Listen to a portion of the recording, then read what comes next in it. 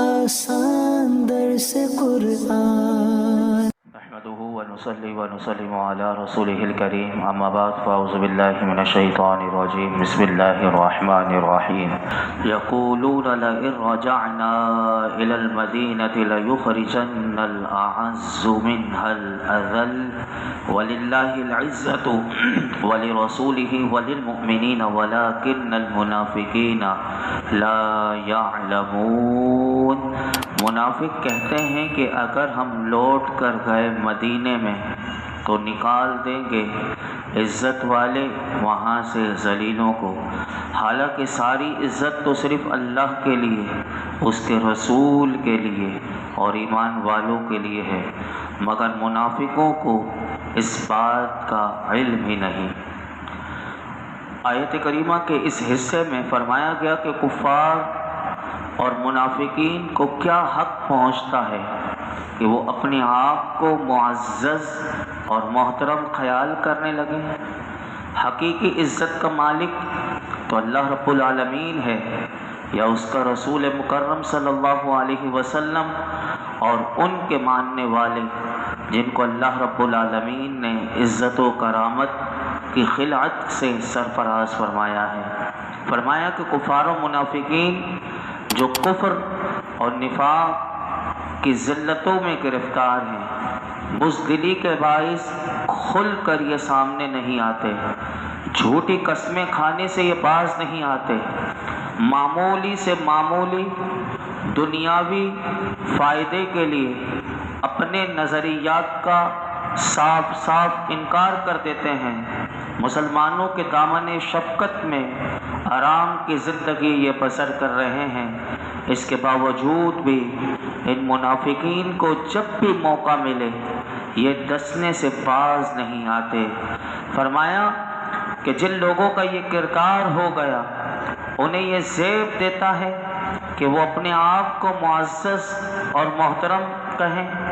فرمایا کہ انسانی عزت اور مال، انسانی عزت فرمایا کہ مال و جاہ سے نہیں، زر برق لباس سے نہیں، انسان کی عزت اور وقار کا راز تو اس کے بلند کردار اور اس کی بے داغ سیرت اور مکارم اخلاق میں چھپی بھی یہ ہے کہ اگر یہ چیزیں انسان کے اندر ہیں کہ اس کا کردار بلند ہے، اس کی سیرت بے داغ ہے اور اس کے اخلاق بڑے عمدہ ہیں، تو فرمایا کہ یہ انسانی عزت کے قابل ہیں اور انسانی عزت کا وقار ایسے لوگوں کو جچتا بھی ہے۔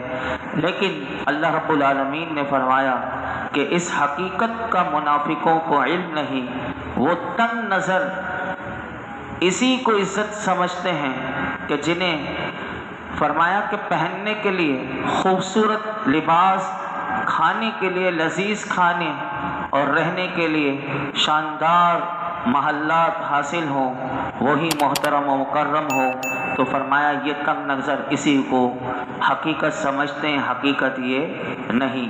یہاں پر یہ سورہ منافقون کا پہلا رکوع ختم ہوا اور منافقین کے حوالے سے منافقوں کی جتنی باتیں تھیں یہاں اس کا بیان ختم ہوا۔ یہاں پر یہ بات یاد رکھیے گا کہ نفاق کی اقسام اور عملی منافقوں کی علامتوں کے بیان پر 3 احادیث کریمہ میں آپ کے سامنے عرض کرتا ہوں۔ نفاق کے بارے میں بیان کرتے ہوئے صدر الشریعہ مفتی امجد علی اعظمی رحمۃ اللہ تعالی علیہ فرماتے ہیں، نفاق کے زبان سے دعویٰ اسلام کرنا اور دل میں اسلام سے انکار۔ فرمایا کہ یہ بھی خالص کفر ہے۔ اگر کوئی دعویٰ تو اسلام کا کرتا ہے لیکن اسلام کی باتیں ماننے سے اس کا دل انکار کر دیتا ہے تو فرمایا یہ خالص کفر ہے، اور ایسے لوگوں کے لیے جہنم کا سب سے نچلا طبقہ ہے، یعنی اللہ تعالیٰ ایسے لوگوں کو جہنم کے سب سے نچلے طبقے میں ڈالے گا۔ نبی اکرم صلی اللہ علیہ وسلم کے زمانہ اقدس میں کچھ لوگ اس صفت کے، اس نام کے ساتھ مشہور ہوئے کہ ان کے کفر باطنی پر قرآن ناطق ہوا. جیسے کہ آپ نے سنا پورے رکوع میں سنا کہ قرآن نے ان کے بارے میں بتایا کہ یہ خالصتاً یعنی کفر کرنے والے لوگ ہیں. زبان سے تو دعویٰ کیا، اور نبی پاک صلی اللہ علیہ وسلم کے علم پر جب انہوں نے اعتراض کیا تھا کہ انہیں کیا پتہ معاذ اللہ کہ ہم ان کی مجلس میں ہیں لیکن انہیں ہمارے باطن کے بارے میں نہیں پتہ اور یہ ہمیں غیب کی خبریں دیتے ہیں، تو نبی پاک صلی اللہ علیہ وسلم نے پھر اپنے وسیع علم سے پھر ایک ایک کو پہچانا اور پھر انہیں مسجد نبوی شریف میں کہہ کر بتایا کہ یہ منافق ہے، اور ایسے لوگوں کو وہ مسجد سے باہر نکالا تھا. ایسے لوگ کہ جو حضور پر علم پر تان کر رہے تھے. اب یاد رکھیے کہ اس زمانے میں کسی خاص شخص کی نسبت قطع یعنی یقین کے ساتھ یہ نہیں کہا جا سکتا کہ یہ منافق ہے. ہمارے سامنے جو بھی دعویٰ اسلام کرے ہم اس کو مسلمان ہی سمجھیں گے جب تک کہ اس کے قول اس کے فعل سے منافی ایمان کوئی عمل صادر نہ ہو. البتہ علماء کہتے ہیں کہ نفاق کی ایک شاخ اس زمانے میں بھی پائی جاتی ہے، اور بہت سے بد مذہب اپنے آپ کو مسلمان کہتے ہیں، اور دیکھا جاتا ہے تو پھر جب ان کے معاملات جب آپ دیکھیں گے تو وہ دعوی اسلام کے ساتھ ساتھ وہ ضروریات دین کا بھی انکار کرتے کرتے نظر آتے ہیں. اور عملی نفاق کا مطلب یہ ہوتا ہے کہ وہ کام کرے. عملی نفاق کا مطلب یہ ہے کہ وہ کام کرے کہ جو مسلمانوں کے شایانہ شان نہ ہو بلکہ منافقین کے کرتوت ہوں. اگر وہ پائے جائیں ہم میں تو گویا کہ یہ عملی نفاق ہمارے اندر بھی پایا جا رہا ہے. اب سنیے کہ اس کے بارے میں میرے آقا علیہ الصلوۃ والسلام نے کیا ارشاد فرمایا. حدیث مبارکہ ہے حضرت عبداللہ بن عمرو رضی اللہ عنہما سے روایت ہے کہ نبی کریم صلی اللہ علیہ وسلم نے ارشاد فرمایا جس میں 4 عیوب ہوں 4 عیب ہوں فرمایا وہ خالص منافق ہے. اور جس میں ان 4 میں سے ایک ہو تو اس میں منافقت کا عیب ہوگا کہ جب تک اسے چھوڑ نہ دے. میرے آقا نے فرمایا جب تک چھوڑ نہ دے. اب ہم سب چیک کریں ہمارے اندر ہے یا نہیں. نمبر 1 جب امانت دی جائے تو خیانت کرے. کسی کی بھی امانت ہے. اب امانت کا مفہوم بڑا وسیع ہے، صرف لین دین کا نہیں ہوتا، ہر عمل کا اس میں آ جاتا ہے. یعنی آپس کی مجلسیں ہیں، گھر کے معاملات ہیں، بزنس کے معاملات ہیں، تو جب بھی امانت دی جائے تو خیانت کرے.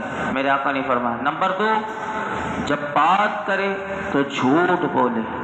یہ منافق کی علامات میں سے ایک عیب اگر ہے تو اس کو دور کرے حضور فرمایا. نمبر 3 جب وعدہ کرے تو خلاف ورزی کرے. یہ پائی جاتی ہے فی زمانہ. نمبر 4 جب لڑائی ہو جائے تو گالیاں بکنا شروع کر دے. یہ گالیاں اسی صورت میں نکلتی ہیں کہ جب اندر سے انسان کا باطن گندا ہوتا ہے. تو یہ 4 عیب میرے آقا علیہ الصلوۃ والسلام نے فرمایا کہ اگر ایک عیب بھی ہو تو اس میں منافقت کا عیب ہوگا کہ جب تک کہ وہ اس کو چھوڑ نہ دے. تو یہ 4 چیزوں پر غور کرے، اس کو چھوڑنے کی کوشش کرے. دوسری حدیث پاک سنیے.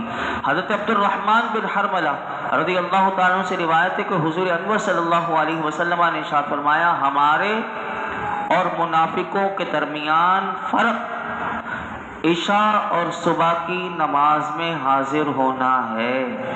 یعنی منافقین ان دونوں نمازوں میں حاضر ہونے کی استطاعت نہیں رکھتے. کتنی بڑی بات حضور نے ارشاد فرما دی کہ عشاء کی نماز منافقین پر بھاری ہے، فجر کی نماز بھاری ہے. یعنی وہ مسجد حاضر نہیں ہوتے عشاء اور فجر کی نماز میں. اب دیکھ لیجئے ہمارے زمانے میں لوگ 3 نمازیں پڑھتے ہوئے نظر آئیں گے، اور عشاء اور فجر سب سے بھاری. کام پر ہیں تو نماز سب سے پہلے یاد آئے گی، نوکری بھی ہے تو چلو نماز پڑھ لیں گے، اس بہانے تھوڑا سا 3 وقت کی پڑھ لیں گے. لیکن وہ 5 وقت کی پابندی، اور جیسا کہ ہم نے مفتی صاحب آئے ہوئے تھے درس بخاری میں بھی انہوں نے عرض کیا تھا کہ وہ چاہے 20 سال سے پڑھ رہا ہوں لیکن اس کی نمازیں قضا ہو رہی ہیں. ایک نماز وہ قضا ہی کرتا ہے یا 2 نمازیں قضا ہی کرتا ہے، وہ نماز ہی نہیں کہلائے گا. وہ ابھی تک وہ نمازی نہیں بنا. اور میرے آقا علیہ الصلوۃ والسلام نے کیا فرمایا؟ ہمارے اور منافقوں کے درمیان فرق عشاء اور صبح کی نماز میں حاضر ہونا ہے، کیونکہ یہ نماز جو ہے فرمایا کہ منافقین ان دونوں نمازوں میں حاضر ہونے کی استطاعت نہیں رکھتے. ہم اللہ رب العالمین کی بارگاہ میں دعا کرتے ہیں اللہ ہمیں نفاق سے اور منافقوں جیسے کام کرنے سے اللہ ہمیں محفوظ فرمائے. آمین. آگے چلتے ہیں، آگے بڑھتے ہیں. یا ایھا الذین آمنوا لا تلھکم اموالکم ولا اولادکم عن ذکر اللہ ومن یفعل ذلک فاولئک هم الخاسرون. اے ایمان والو، تمہارے مال اور تمہاری اولاد تمہیں اللہ کے ذکر سے غافل نہ کر دیں، اور جو ایسا کرے گا تو وہی لوگ نقصان اٹھانے والے ہیں. پہلے کی تمام آیتیں منافقوں کے احوال اللہ نے بیان کیے. اب یہاں سے ایمان والوں کو نصیحت کی جا رہی ہے دوسرے رکوع میں. اور کیا نصیحت ہے؟ وہ نصیحت یہ ہے کہ اے ایمان والوں، منافقوں کی طرح تمہارے مال اور تمہاری اولاد، کیونکہ منافقوں کو مال بھی وہ روکتے تھے اور اولاد کی وجہ سے وہ کام نہیں کر پاتے تھے. اللہ نے فرمایا اے ایمان والو، تمہیں نصیحت کی جا رہی ہے کہ تمہارے مال اور تمہاری اولاد تمہیں اللہ کے ذکر سے غافل نہ کر دے، اور جو ایسا کرے گا کہ دنیا میں مشغول ہو کر دین کو فراموش کر دے، مال کی محبت میں اپنے حال کی پرواہ نہ کرے گا، اور اولاد کی خوشی کے لیے آخرت کی راحت سے غافل رہے گا، تو فرمایا ایسے لوگ ہی نقصان اٹھانے والے ہیں، کیونکہ انہوں نے فانی دنیا کے پیچھے آخرت کے گھر کی باقی رہنے والی نعمتوں کی پرواہ نہ کی. یہاں آیت کی مناسبت سے دنیا کے مال سے متعلق ایک حدیث پاک بیان کر کے میں اپنی گفتگو سمیٹتا ہوں. انشاءاللہ یہ کل صورت مکمل ہوگی، اور اس سے اگلی صورت تغابن ہے، وہ کل ہم آغاز کریں گے. حدیث پاک سنیے کہ دنیا کے مال سے متعلق میرے آقا نے کیا فرمایا.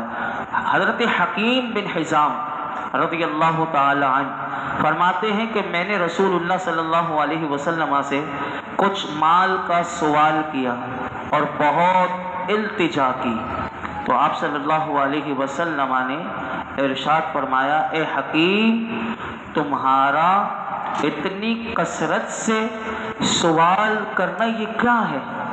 یعنی مال کے لیے جب حضور سے سوال کیا تو میرے آقا نے فرمایا اے حکیم، تمہارا اتنی کثرت سے سوال کرنا یہ کیا ہے؟ اب میرے آقا نے اس مال کی حقیقت بتائی. فرمایا اے حکیم، بے شک یہ مال سرسبز یعنی بڑا اچھا لگتا ہے آنکھوں کو اور میٹھا ہے، اور اس کے ساتھ ساتھ میرے آقا نے فرمایا وہ لوگوں کے ہاتھوں کا میل ہے. اللہ تعالیٰ کا ہاتھ دینے والے کے ہاتھ کے اوپر ہوتا ہے، اور فرمایا دینے والے کا ہاتھ اس کے ہاتھ کے اوپر ہوتا ہے جسے دیا گیا، اور فرمایا جسے دیا گیا اس کا ہاتھ سب سے نیچے ہوتا ہے. یعنی میرے آقا علیہ الصلوۃ والسلام اس حدیث پاک میں یہی سمجھانا چاہتے ہیں کہ دینے والا انسان ہو، لینے والا نہ بنے. یعنی ہمیشہ اللہ کی صفت یہ ہے کہ وہ دینے والا ہے، اور جو اللہ کے دیے ہوئے میں سے دیتا ہے تو وہ بھی گویا کہ اس کا ہاتھ بھی اوپر ہے، کہ جسے دیا گیا اس کا ہاتھ نیچے ہوتا ہے. یعنی یہ والا نہ کرو، ہمیشہ یہ والا ہاتھ رکھو، اس سے بچو، یعنی سوال کرنے سے بچو. اس مال کے لیے انسان اپنے آپ کو ذلت پہ بھی پیش کر دیتا ہے. اور ابھی زمانہ آپ نے اگر دیکھنا ہو تو یہ پیشہ ور بھکاری دیکھ لیں کہ ان کے پاس ان کے بوروں میں اتنے مال ہوتا ہے کہ لیکن پھر بھی وہ صبح سے نکل جائیں گے رات تک اور مانگتے رہیں گے. سوشل میڈیا پر بھرمار ہے ایسے بھکاریوں کی کہ جو گاڑیاں خرید رہے ہیں، کہ مطلب اتنا مال مانگ مانگ کے ان کی VIP گاڑیاں بھی وہ خرید لیتے ہیں، اور پھر بھی وہ کہتے ہیں ہم دوبارہ نکل جاتے ہیں اپنے صبح اپنی روٹین پہ. کسنوں نے بنگلے بنا لیے اپنے، لیکن یہ لت لگ گئی تو یہ چاہتی نہیں. یعنی انسان حتی الامکان بچے مانگنے سے.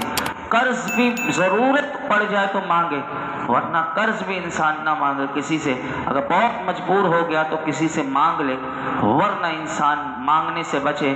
اللہ ہمیں دینے والا بنائے اور مانگنے سے اللہ ہمیں محفوظ فرمائے. الحمدللہ رب العالمین والصلاۃ والسلام علی سید الانبیاء والمرسلین وعلی آلہ واصحابہ اجمعین۔ یا اللہ پاک جو کچھ سنا ہے اس میں کوئی غلطی کوتاہی ہے معاف فرما، اپنی بارگاہ میں قبول فرما، قرآن حکیم کا نور اور اس کا فیضان عطا فرما، ہمارے لیے سمجھنا سمجھانا سیکھنا سکھانا آسان فرما، قرآن کی برکتیں رحمتیں عزتیں عطا فرما، قرآن کی برکت سے یا اللہ ہماری پریشانیاں بیماریاں دکھ تکلیف دور فرما دے۔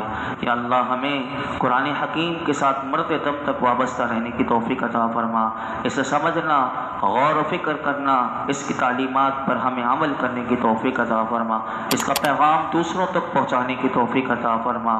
یا اللہ ہمیں تلاوت قرآن کی توفیق نصیب فرما، یا اللہ ہمیں قرآن سے الفت اور محبت عطا فرما، اس قرآن حکیم کا صدقہ ہمیں علم نافع عطا فرما، علم نافع عطا فرما، علم نافع عطا فرما، اس قرآن کی برکت سے ہمیں ظاہری امراض سے باطنی امراض سے ذہنی امراض سے ہر قسم کے امراض سے ہمیں شفا عطا فرما، گناہوں کے امراض سے شفا عطا فرما۔ یا اللہ یہ جتنے حاضرین موجود ہیں سب کی جھولیوں کو دامنوں کو مرادوں سے بھر دے۔ وصلی اللہ تعالی علی خیر خلقہ محمد وعلی آلہ وصحبہ اجمعین۔